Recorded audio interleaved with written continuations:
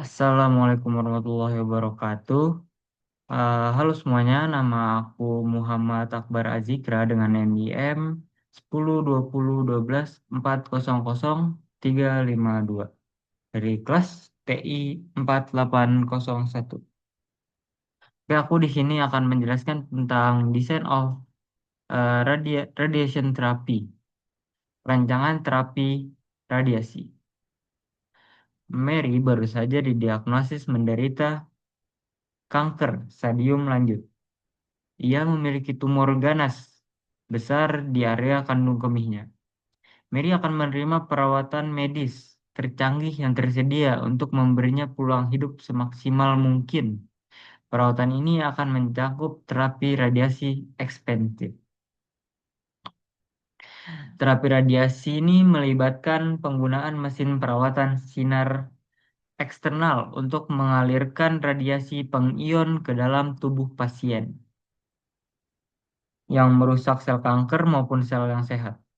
Setiap sinar memberi lebih banyak radiasi ke jaringan di dekat titik masuk daripada ke jaringan dekat titik keluar. Hamburan juga menyebabkan sebagian radiasi masuk ke jaringan di luar jalur. Langsung dosis radiasi di seluruh wilayah tumor harus cukup besar untuk membunuh sel ganas yang sedikit lebih radiosensitif, namun cukup kecil untuk melindungi sel-sel yang sehat juga. Lanjut. Tujuan perancangan ini adalah untuk melihat kombinasi sinar yang akan digunakan, beserta intensitas masing-masing sinar untuk menghasilkan distribusi dosis terbaik. Setelah rancangan perlakuan dikembangkan, perlakuan tersebut diberikan dalam beberapa tahap yang berlangsung selama beberapa minggu. Untuk mengilustrasikan bagaimana teknik variabel buatan menangani kendala fungsional dalam bentuk lebih dari sama dengan, kami menggunakan model perancangan terapi radiasi Mary. Data data untuk desain terapi radiasinya adalah, oke, ini adalah datanya. The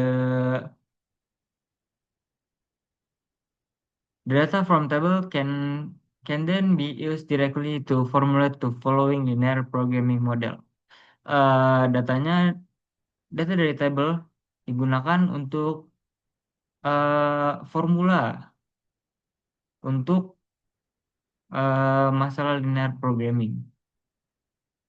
X1 sama dengan the dose at the entry point from beam 1.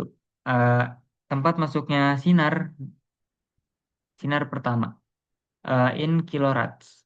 Dan X2 adalah entry point from beam 2. Tempat masuknya sinar yang kedua in kilorats. Em, di sini kita meminimalkan Z sama dengan 0,4 X1 ditambah 0,5 X2 dengan pembatas 0,3 X1 ditambah 0,1 X2 kurang dari sama dengan 7 dan 0,5 X1 ditambah 0,5 X2 sama dengan 6. Lalu 0,6 X1 ditambah 0,4 X2 lebih dari sama dengan 6. X1 dan juga X2 lebih dari sama dengan 0. Dan ini adalah jawabannya. Bentuk standarnya adalah dari meminimalisnya Z sama dengan 0,4 X1 ditambah 0,5 X2 ditambah 0 X3 ditambah 0 X4. Dengan pembatasnya adalah 0,3 X1 ditambah 0,1 X2 ditambah X3 sama dengan 7. 0,5 X1 ditambah 0,5 X2 sama dengan 6. 0,6 X1 ditambah 0,4 X2 min X4 sama dengan 6. X1, X2, X3, dan X4 lebih dari sama dengan 0.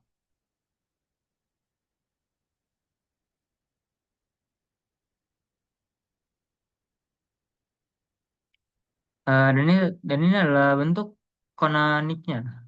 Meminimize Meminimize-nya adalah Z sama dengan 0,4x1 ditambah 0,5x2 ditambah 0,0x3 ditambah 0x4 ditambah mx5 ditambah mx6.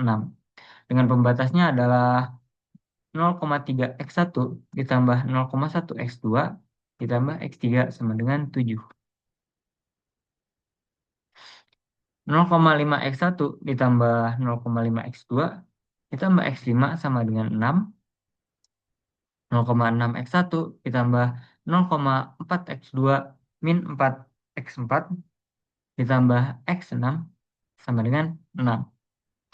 X1, x2, x3, x4, x5, dan x6 lebih dari kurang sama dengan 0.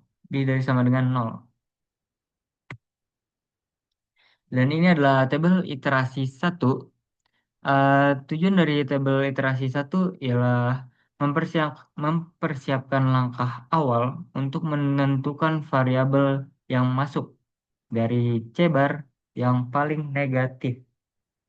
Yang kedua adalah menghitung rasio dengan konstanta dibagi koefisien pivot.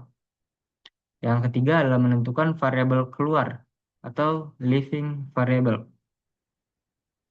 Dan ini juga akan membentuk tabel iterasi yang selanjutnya, di mana ada di slide yang selanjutnya. Ini adalah tabel iterasi 2 atau tabel yang berikutnya. Eh, Makna dari iterasi 2 ini adalah pada langkah ini, variabel X1 berhasil masuk ke dalam basis. Dan juga nilai matriks dan C bar sudah disesuaikan. Iterasi 3 akan melihat nilai C bar yang paling negatif untuk menentukan langkah-langkah yang berikutnya. Dan kita akan langsung ke tabel iterasi yang ketiga. Ini adalah tabel iterasi yang ketiga. Tabel iterasi. Kenapa tabel iterasi ini berhenti hanya sampai tabel iterasi 3? Karena semua nilai C bar pada variabel non-basis telah lebih dari sama dengan 0. Dan juga tidak ada lagi variabel yang bisa masuk ke dalam basis ini. Ya, lalu Z sudah stabil. Sudah stabilnya Z di angka 4,8. Seperti yang ada di bawah dari kesimpulannya, X1 sama dengan 12, X2 sama dengan 0, dan Z sama dengan 4,8. Jadi kesimpulannya adalah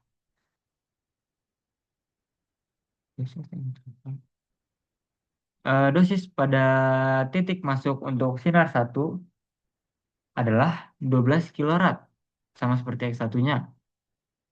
Dan dosis pada titik masuk untuk sinar 2 adalah 0 kilorad, seperti yang di slide sebelumnya, X2 sama dengan 0.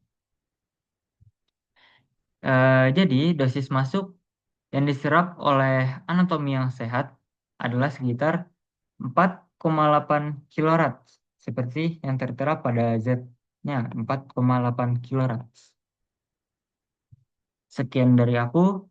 Terima kasih. Assalamualaikum warahmatullahi wabarakatuh.